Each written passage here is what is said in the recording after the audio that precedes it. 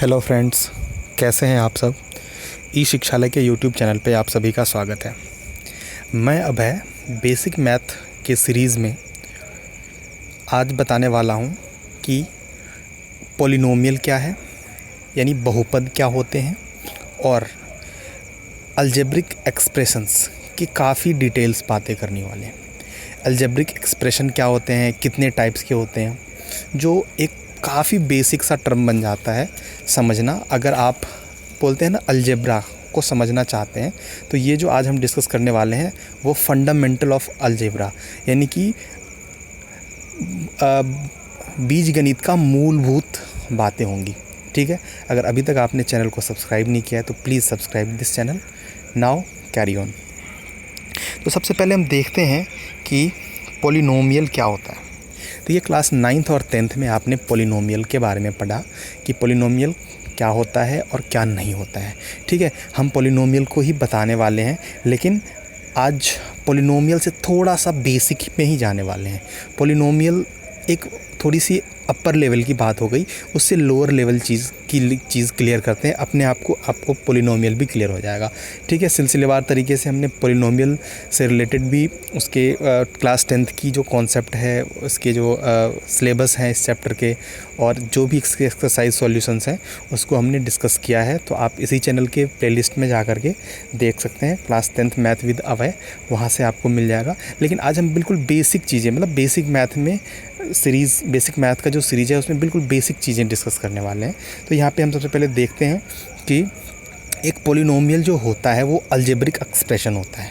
चलो मैं थोड़ा सा एक आपको मतलब हिस्ट्री थोड़ी सी बताऊँ, इंटरेस्टिंग चीज़ें बताऊँ कि मैथ्स जब हम बचपन में पढ़ना स्टार्ट करते हैं तो सबसे पहले हम क्या सीखते हैं। सबसे पहले हम नंबर्स सीखते हैं।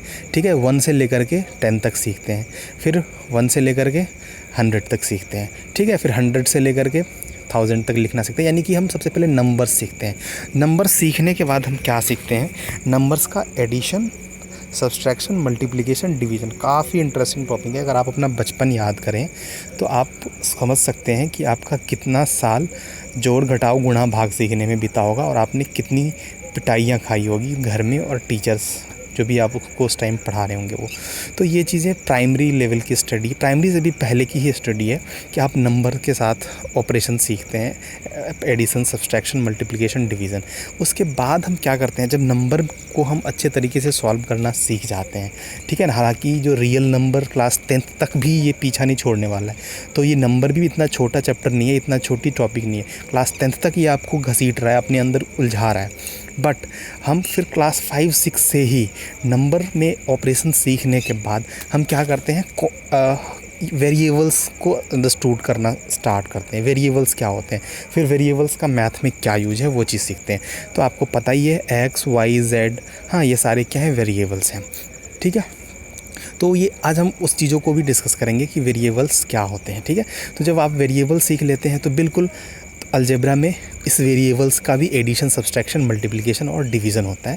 तो वो चीज़ें भी हम बेसिक मैथ में ही कवर करेंगे, काफ़ी इंटरेस्टिंग होगा ये। ठीक है, तो जो नंबर्स का ऑपरेशन जानता है उसे अलजेब्रिक मैथ्स में का भी अलजेब्रिक एक्सप्रेशंस का भी ऑपरेशन आना चाहिए, एडिशन, सब्सट्रैक्शन, मल्टीप्लिकेशन, डिवीज़न।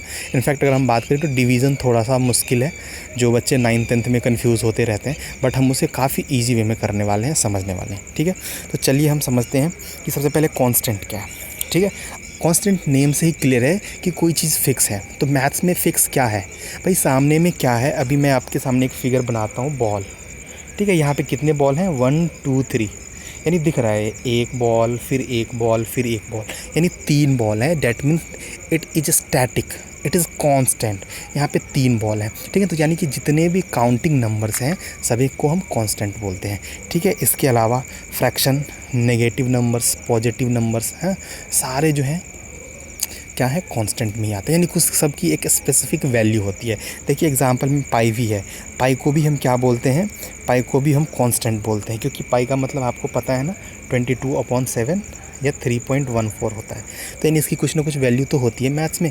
तो मैथ्स में जो वैल्यू फिक्स जिसकी है उसे हम कांस्टेंट बोलते हैं। ठीक है, अब आ जाते हैं वेरिएबल पे। तो वेरिएबल क्या होते हैं, एक सिंबॉलिक रिप्रेजेंटेशन होते हैं जिसकी वैल्यू फिक्स नहीं होती है। ठीक है, जैसे कि मैथ्स में बहुत चीज़ें मान लिया जाता है। ठीक है, माना कि राम की एज x, माना कि राम के पास कितने रुपए हैं x, तो ये x y z मानने वाली जो बात है वहीं से वेरिएबल क्या होता है, बर्थ लेता है। ठीक है, तो अगर हम बात करें वेरिएबल क्या है, तो variable are those symbols having not fix value. ठीक है, its value changes according to situations. चलिए मैं आपको एक एग्जांपल दे करके बतलाता हूँ। ठीक है, देखिए अब हम आपके सामने कंडीशन रखते हैं कि क्या है, ए और बी दो भाई है, ए क्या है और बी दो भाई है। ठीक है, दोनों के पास मिलके कितना है, 100 रुपये है। ठीक है, तो इससे क्या करो, मैथ्स में बताओ। ठीक है ना, तो हम क्या लिखेंगे, सिंपल कि ए प्लस बी इक्वल्स टू 100। ये क्या हुआ, ये वेरिएबल का प्रॉपर फॉर्म नहीं हुआ। अगर मान लीजिए Ram plus Shyam, A B की जगह पे राम श्याम नाम होता तो Ram plus Shyam equals to 100 रुपये। ये तो क्लियर सी बात है। तो यहाँ ये एक अल्जेब्रिक रिप्रेजेंटेशन नहीं हुआ। अगर हम अल्जेब्रिक रिप्रेजेंटेशन करते हैं तो देखिए कैसे करते हैं। इसे हम कुछ ऐसे करेंगे, इसे करेंगे let money of A equals to x rupee, हाँ, और money of B equals to क्या है, दोनों का मिल के 100 है ना, तो 100 माइनस x रुपी। ठीक है, तो या फिर हम इसे ऐसे कर लेते हैं, let money of B equals to y rupee. ठीक है, अब हम लिखेंगे अकॉर्डिंग टू क्वेश्चन, क्या है सिचुएशन कि ए और बी दोनों का मिलके 100 है, तो लिखेंगे x plus Y equals to 100। तो इसका मतलब क्या हुआ कि ए और बी मिलके 100 है। ठीक है, राम और श्याम के पास मिलके 100 रुपये, यानी x किसे मान लिया, राम का, और y किसे मान लिया, श्याम का, तो मिलके। यानी कि हम किसी भी मैथमेटिक्स को सॉल्व करने के लिए अगर कभी भी एक्सप्रेशन की ज़रूरत होती है तो उसमें हमें वेरिएबल ऐड करना पड़ता है। x y z कुछ भी हो सकते हैं। ठीक है, तो वेरिएबल के एग्जाम्पल्स आपके सामने हैं, x y z ए एक्स, ठीक है, फिर ए प्लस एक्स। कहीं भी अगर कुछ भी डेफिनेट वैल्यू ना हो, उस तरह के टर्म ऐड हो, तो वो टोटल वेरिएबल हो जाता है। जैसे कि 5x, ये क्या है, वेरिएबल है कि कांस्टेंट है, वेरिएबल है, क्योंकि इसके साथ जो x ऐड है ना वो इसकी वैल्यू को फिक्स नहीं होने देता है। ठीक है, जैसे देखिए 5 प्लस वाई, ये वेरिएबल है कि कांस्टेंट है। बच्चे कंफ्यूज कर जाते हैं, बोलते हैं कि ये कांस्टेंट है। नहीं, एग्रीगेट अगर हम बात करें टोटल की तो ये वेरिएबल है, क्योंकि 5 में y ऐड है, तो y का वैल्यू तो कुछ पता ही नहीं चल रहा ना। अगर y की वैल्यू 1 हो तो टोटल 6 होगा, तब कांस्टेंट हो पाएगा। 5 की वैल्यू 2 हो, 3 हो, कुछ पता ही नहीं चल रहा है, यानी कि ये वेरिएबल है। तो वेरिएबल कांस्टेंट समझने के बाद हम समझते हैं कि अलजेब्रिक एक्सप्रेशन क्या होते हैं। ठीक है, बिल्कुल मैं पॉलिनोमियल से थोड़ा सा नीचे लेवल करवा रहा हूँ आपको। पॉलिनोमियल मैंने डिस्कस किया भी है और दूसरी वीडियो भी मैं पॉलिनोमियल का बेसिक मैथ में लेकर के आने वाला हूँ, तो मैं पॉलिनोमियल से पहले की चीज़ें आपको करवा रहा हूँ। अलजेब्रिक एक्सप्रेशन क्या होते हैं, ठीक है, देखिए अलजेब्रिक एक्सप्रेशन कॉन्स्टेंट और वेरिएबल दोनों का समेसन है। ठीक है, algebraic expression is a collection of terms separated by plus and minus. ठीक है, जैसे एग्जांपल में देखिए 3x प्लस 5y, क्या है, 3x प्लस 5y, तो 3x प्लस 5y क्या है, एक अलजेब्रिक एक्सप्रेशन है। इस तरह से 7y माइनस 2x, ये एक तरह का अलजेब्रिक एक्सप्रेशन है। इस तरह से बहुत एग्जांपल मिल जाएंगे अगली अलजेब्रिक एक्सप्रेशन के। ठीक है, x plus Y equals to 5, ये भी तो अलजेब्रिक एक्सप्रेशन भी है, इसमें क्या है, प्लस भी है, कांस्टेंट भी है, वेरिएबल्स भी है। तो अलजेब्रिक एक्सप्रेशन क्या है, कांस्टेंट एंड वेरिएबल का क्या है, एक कंबाइंड फॉर्म है जिसमें प्लस माइनस भी ऐड रहते हैं। ठीक है, सिंबल इसमें रहते हैं। उसके बाद हम जानते हैं कि अलजेब्रिक एक्सप्रेशन के पार्ट्स को, ठीक है, इसकी अलजेब्रिक एक्सप्रेशन के पार्ट्स को हम क्या बोलते हैं, टर्म्स बोलते हैं, पद बोलते हैं। ठीक है, थोड़ा सा मैं, कुछ मेरे ऐसे स्टूडेंट्स हैं जिनको मैं हिंदी बोल देता हूँ, तो ठीक है, मतलब हालांकि मैं हिंदी में ही सब कुछ बोल रहा हूँ, बट मेरी मेरा जो ये कंटेंट रहता है पूरा इंग्लिश रहता है, और साथ ही डिस्क्राइबिंग के टाइम में भी मैं इंग्लिश वर्ड यूज़ करता हूँ, क्योंकि मैं चाहता हूँ कि जो भी बच्चे हिंदी मीडियम में हैं, ठीक है ना, वो हिंदी मीडियम में करें, उनके पास अच्छे अच्छे टीचर्स हैं। ऑब्वियसली बात है, I am talking about rural areas of our villages, तो अभी भी बहुत ऐसे रूरल एरिया जहाँ पे हिंदी मीडियम चल रहा है। ठीक है, वहाँ पे टीचर्स भी हिंदी मीडियम के हैं, बहुत अच्छे से पढ़ाते हैं, वो बच्चे भी हिंदी मीडियम की बुक से बहुत अच्छे से करते हैं। लेकिन अगर वो हमारी वीडियो देखते हैं ना, तो उसे इंग्लिश भी सीखना, मैथ्स को इंग्लिश में कैसे करते हैं वो भी कॉन्फिडेंस उनके अंदर डेवलप हो, ठीक है ना।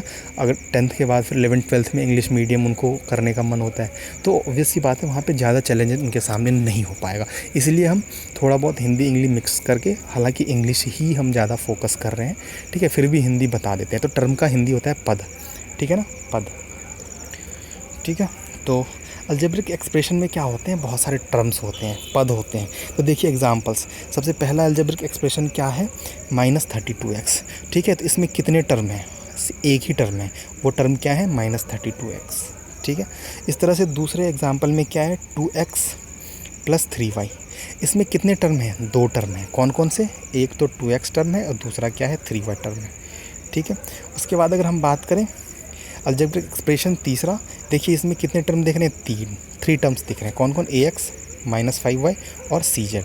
तो इस तरह से आप किसी भी अलजेब्रिक एक्सप्रेशन को देख लें, उसे सेपरेट समझ लें, आप क्लियर कर लेंगे कि इसमें कितने टर्म्स हैं। देखिए एक इंटरेस्टिंग एग्जांपल बताता हूँ आप लोगों को, ये भी आपको क्लियर कर लेना है। देखिए 3 × x + y कितने टर्म है, फटाफट आंसर करो भाई। इसमें कितने हैं, 2 टर्म है कि 3 टर्म है। तो बिल्कुल बेसिक मैथ है, हम बेसिक चीज़ें बता रहे हैं, लेकिन उसके साथ हम आपको थोड़ी सी एडवांस भी बताएंगे। ये देखिए, तो इसको हम जब सॉल्व करेंगे तो 3x + 3y हो जाता है। तो 3x + 3y यानी कि ये 2 टर्म ही है। इसे देख करके कोई ये मत कह देना कि 3 टर्म है, क्लियर है, 3 टर्म्स नहीं है, ये 2 टर्म्स ही है। तो ओवरऑल सिंप्लीफाई करने के बाद हम फाइनल निष्कर्ष पे पहुँचते हैं। यहाँ पे जितने भी एग्जाम्पल्स दिए गए हैं ऑल आर सिंप्लीफाइड इक्वेशन, ठीक है। तो इसीलिए हम इसे देख के ही काउंट कर रहे हैं, टर्म्स बता रहे हैं।